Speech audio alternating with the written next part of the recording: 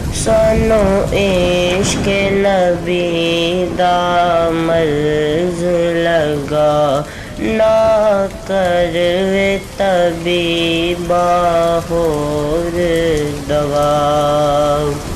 بسم اللہ الرحمن الرحیم۔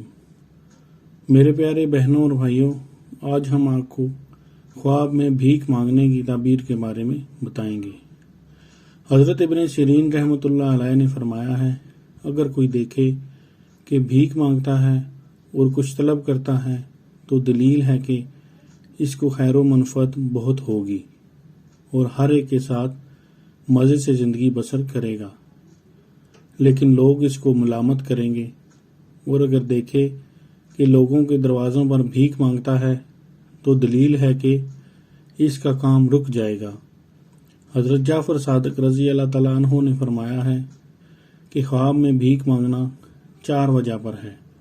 اول خیرات، دوم منفعت، سوم معیشت، چہارم عزت اور مرتبہ۔